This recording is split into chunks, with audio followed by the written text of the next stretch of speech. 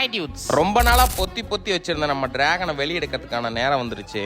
பொத்தி வளர்த்த புள்ள மேகலை, அதனால அதுக்கு வெக்க விட்டு போகல. Classic 350 2014 model. நான் பிஇ மெக்கானிக்கல் செகண்ட் இயர் படிக்கும்போது செகண்ட் ஹேண்டா எடுத்தது. நான் காலேஜ் படிக்கும்போது எடுத்தனால சென்டிமெண்டா அந்த வண்டி விற்கிறதுக்கு எனக்கு மனசே வரல. ஆனா இப்ப ரீசெண்ட் டைம்ஸ்ல அந்த வண்டி எடுத்து ஓட்டணுங்கிற இன்ட்ரெஸ்ட் எனக்கு வர்றதில்ல. ஏன்னா நாமக்கல்ல இதுக்குன்னு இருக்கிற ஷோரூம் போய் வேலைக்கு விட்டா சரியா பண்ணி தர மாட்டேங்கிறாங்க. ஏன்னா ஜூலை மாசம் ஒரு சின்ன வேலைக்காக வண்டி விட்டதுக்கு கடைசியில அந்த செயின் லூப் அடிச்சாங்க. அந்த ஆயில்லாம் ரிம்ல இருக்கு தொடச்சு கொடுங்கன்னு சொன்னதுக்கு நீங்க ஜெனரல் சர்வீஸ் விட்டா மட்டும்தான் நாங்க தொடச்சு கொடுப்போம் அப்படின்னு சொல்லி அவங்க மேனேஜரே சொல்லி முடியாதுன்னு தொடக்காமல அனுப்பிச்சு விட்டாங்க. ரொம்பவும் ஒரு ஒஸ்டான பிஹேவியரா தோணுச்சு எனக்கு. எல்லாம் பண்றனாலே வண்டி எடுத்து ஓட்டணுங்கிற ஆசையே வரமாட்டேங்குது. அதனால எங்க அண்ணன் சஜஸ்ட் பண்ணாங்கன்னு சொல்லிட்டு சேலம் எருமாபாளையத்துல இருக்க சந்தியா ஆட்டோ ஒர்க்ஸ்ங்கிற பட்டறைக்கு தான் இப்ப எடுத்துட்டு போயிட்டு இருக்கேன் வண்டி. அங்க டெஸ்ட் ட்ரைவ் பண்ணி பார்த்துட்டு அண்ணன் சும்மா சின்ன சின்ன வேலை தான் நீட்டா பண்ணி கொடுக்குன்னு சொன்னாரு. அவங்க பார்த்தா நிறைய விண்டேஜ் பைக் தான் பண்ணுவாங்களாட்ருக்கு. ஓல்டு புல்லட் எல்லாம் சூப்பரா ரெடி பண்ணி வச்சிருந்தாங்க. விட்டுட்டு ஒரு 4 நாள் கழிச்சு கூப்பிடுறேன். ரெடி ஆனோடனே நாமக்கல்ல இருந்து சேலத்துக்கு பஸ் ஏறிட்டேன். ஜம்முன்னு உள்ள வண்டி நின்று இருந்துச்சு. எடுத்து ஸ்டார்ட் பண்ணி பார்த்துட்டு அப்புறம் டெஸ்ட் ட்ரைவ் போயிட்டு வந்தேன். வண்டி ஓட்டுறதுக்கு சூப்பரா இருந்துச்சு. ஏன்னா வண்டிக்கு இது வரைக்கும் நான் மேஜரான எந்த வேலையும் செஞ்சது இல்லை. போய் ஷோரூம்ல விட்டோம்னா பில்லு தான் அதிகம் வருது, பர்ஃபார்மன்ஸ் பெருசா இல்ல. நல்லா ஓட்டி பார்த்துட்டு வண்டி எப்படி இருந்துச்சுன்னு அடுத்த வீடியோல சொல்றேன். ஷோரூம் பரிதாபங்கள் எனக்கு மட்டும்தான் நடந்துச்சு இல்ல உங்களுக்கும் நடந்திருக்கான்னு மறக்காம கமெண்ட்ல சொல்லிட்டு போங்க பார்க்கலாம்.